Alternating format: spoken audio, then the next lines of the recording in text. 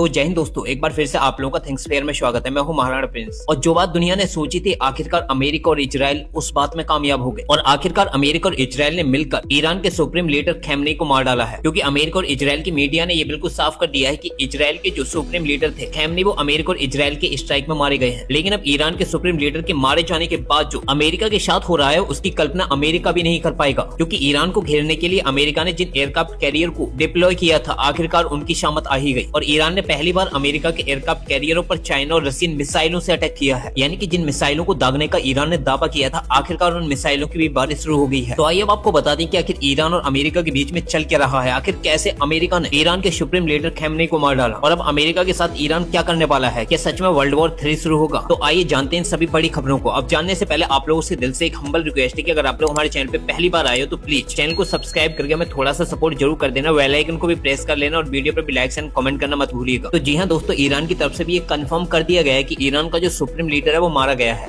आप लोग चाहे तो खुद ही आर्टिकल देखो, जिसमें साफ है कि Iran confirm supreme leader Khamenei is dead after US Israeli strikes. दरअसल अमेरिका और इजरायल ने जब ईरान पर अटैक किया था, तो अमेरिका और इजरायल के निशाने पर ईरान का सुप्रीम लीडर खमेनी ही था। डोनाल्ड ट्रंप ने कई बार ये अनाउंसमेंट की थी कि उनके निशाने पर ईरान के सुप्रीम लीडर और ईरान के राष्ट्रपति है। मिसाइल हमले किए गए थे, वो उन्हीं के घर को निशाना बनाते हुए किए गए थे। यानी कि इजरायल और अमेरिका के हमलों में सुप्रीम लीडर खमेनी का पूरा परिवार डिस्ट्रॉय हो गया है और अमेरिका सुप्रीम लीडर को एलिमिनेट करने में भी कामयाब हो गया है। और ये दावे केवल ईरान और इजरायल की तरफ से ही नहीं, बल्कि ईरानियन स्टेट मीडिया ने भी ये बिल्कुल साफ कर दिया है कि ईरान के जो सुप्रीम लीडर थे अयतुल्ला अली खमेनी, वो मारे जा चुके हैं। और इसकी जानकारी खुद डोनाल्ड ट्रंप ने अपने सोशल मीडिया हैंडल ट्रुथ पर दी है। और पोस्ट में डोनाल्ड ट्रंप ने कहा है कि इतिहास के सबसे क्रूर व्यक्तियों में से एक खमेनी की मृत्यु हो गई है। यह न केवल ईरान की जनता के लिए न्याय है, बल्कि सभी महान अमेरिकियों और दुनिया भर के उन अनेक देशों के लोगों के लिए भी न्याय है जिन्हें खमेनी और उसके खूनी गिरोह ने मार डाला या क्षति विक्षत कर दिया। और डोनाल्ड ट्रंप ने यहाँ पर आगे कहा कि जो हमारी खुफिया यानी कि इंटेलिजेंस एजेंसी है, उन्होंने इजरायल के साथ मिलकर बाखूबी अपना काम किया है और ये साबित कर दिया कि अमेरिका की जो एडवांस इंटेलिजेंस एजेंसियां हैं, वो कभी भी बीट नहीं हो सकती। आप लोग ईरान की मीडिया को भी देख सकते हो कि किस तरीके से ईरानियन मीडिया रो रो कर पूरी दुनिया को ये बता रही है कि उनका जो सुप्रीम लीडर है वो मारा गया है। और अब तो ईरान से ये भी खबरें आ गई कि ईरान अपने दूसरे सुप्रीम लीडर की तलाश में आगे बढ़ रहा है। उसके लिए आप लोग चाहे तो खुद ही आर्टिकल देखो, जिसमें साफ है कि Khamenei succession news live Iran races to elect next supreme leader advisory council to be formed soon. यानी कि ईरान के सुप्रीम लीडर के मारे जाने के बाद ईरान अब अपने नए सुप्रीम लीडर की तलाश कर रहा है। और ईरान का नया सुप्रीम लीडर कौन होगा, इस पर अमेरिका और इजराइल ने अपनी निगाहें गड़ा ली हैं। लेकिन यहाँ पर एक बात बिल्कुल साफ है कि ईरान के अंदर जो कुछ भी हो रहा है, इजराइल और अमेरिका मिलकर ईरान को जितना भी डिस्ट्रॉय कर रहे हैं, उसमें चाइना और रशिया को सबसे बड़ी हार झेलनी पड़ रही है। और अब तो खबरें निकल के आ रही है कि यूएस और इजराइल की एयर स्ट्राइक में ईरान का जो आर्मी चीफ है वो भी मारा गया है।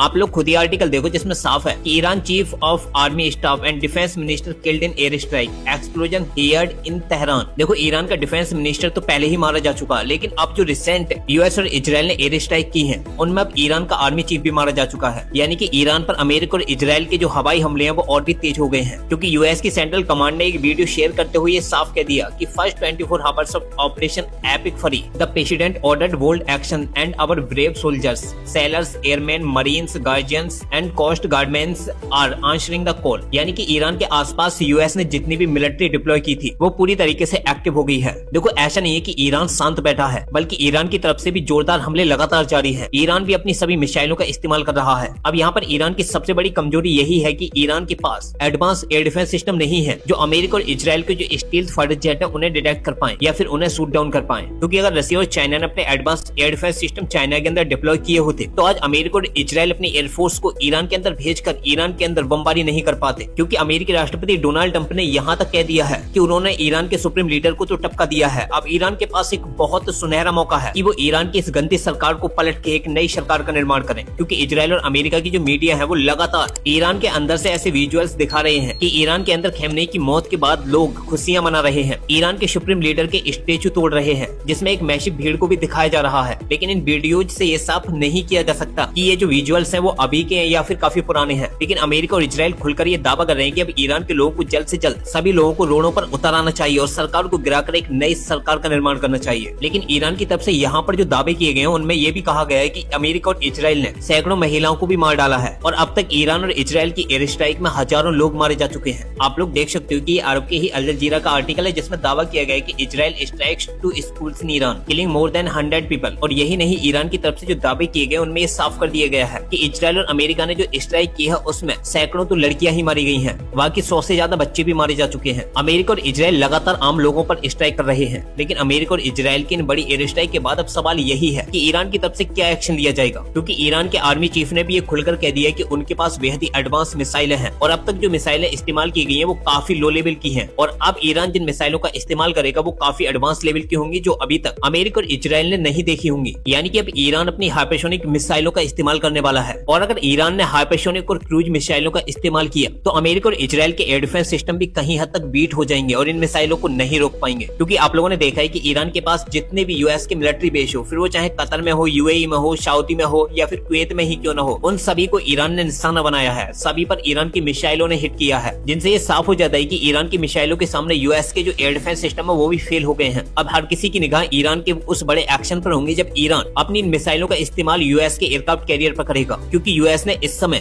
ईरान के आसपास अपने 2 एयरक्राफ्ट कैरियरों को डिप्लॉय कर रखा है। ऐसे में अगर ईरानियन मिलिट्री इन दोनों ही एयरक्राफ्टों को डुबो देती है तो इतिहास का ये पहला मौका होगा जब किसी देश ने यूएस मिलिट्री के एयरक्राफ्ट कैरियर को डुबोया हो, और ये अमेरिका के लिए किसी बड़े ऐतिहासिक झटके से कम नहीं होगा कि ये दोनों ही सुपर एयरक्राफ्ट कैरियर तकरीबन $20 बिलियन से भी ज्यादा के हैं और इन पर जो मिलिट्री इक्विपमेंट डिप्लॉयड है तो उन सब के अगर कॉस्ट को एस्टिमेट कैलकुलेट करें तो वो लगभग 30 से $40 बिलियन के आसपास तक पहुंच जाएगी, जो अमेरिका के लिए किसी विनाशकारी झटके से कम नहीं होने वाला। और अगर ऐसा होता है तो डोनाल्ड ट्रंप की ये सबसे बड़ी हार होगी। डोनाल्ड ट्रंप सोचने पर भी मजबूर हो जाएगा कि उसके साथ हुआ क्या है और अमेरिकी मिलिट्री को ये सबसे बड़ा झटका लगेगा जिसे अमेरिका दशकों तक नहीं भूल पाएगा। और ऐसा नहीं है कि ईरान ऐसा कर नहीं सकता, क्योंकि ईरान के पास भी हाइपरसोनिक मिसाइलें मौजूद हैं जिनका इस्तेमाल इजराइल में पहले भी ईरान कर चुका है। इसलिए ईरान का ये वॉर जिस तरीके से आगे बढ़ रहा है उससे ये साफ हो जाता है कि ईरान हार मानने के तो बिल्कुल भी मूड में नहीं है। ईरान इजराइल और अमेरिका के इन हमलों का वाकूबी जवाब दे रहा है, फिर वो चाहे अपनी बैलिस्टिक मिसाइलें हो या फिर क्रूज मिसाइलें, और अपने पड़ोसी देशों पर भी जम के हमला कर रहा है। मिडिल ईस्ट के लगभग सभी देशों पर ईरान की मिसाइलें बरस रही हैं, क्योंकि ये वो सारी जगह हैं जहां पर यूएस मिलिट्री के एयरबेस हैं। यानी कि ईरान यूएस मिलिट्री के एयरबेसों को ही डिस्ट्रॉय करना चाहता है, यानी कि ईरान यूएस की सेंट्रल कमांड को ही डिस्ट्रॉय करना चाहता है। और अगर ईरान के पास ये पावर आ गई, ईरान ने यूएस की सेंट्रल कमांड को पूरी तरीके से डिस्ट्रॉय कर दिया, तो यहाँ पर अमेरिका को सबसे बड़ा झटका लगेगा। और यही वजह कि अब ईरान के निशाने पर अमेरिका के एयरक्राफ्ट कैरियर ही है। और वहीं हौतीज ने भी एक बार फिर से रेड सी के अंदर अपने एक्शन तेज कर दिए हैं और एक बार फिर से हौतीज ने रेड सी के अंदर आ रहे सभी वॉरशिप्स और शिपों पर अटैक करने शुरू कर दिए हैं। हौतीज के कई बड़े अधिकारियों ने यह दावा किया है कि वो अब रेड सी से गुजरने वाले सभी शिप और वॉरशिपों पर अटैक करेंगे। इससे अब ये बिल्कुल साफ हो जाता है कि ये युद्ध रुकने की कंडीशन में तो बिल्कुल भी नहीं है। और अगर चाइना और रसिया इस युद्ध में कूदे तो हर कीमत पर ये वर्ल्ड वॉर 3 में बदल जाएगा और यहाँ पर भारत एक बार फिर से न्यूट्रल साबित होगा।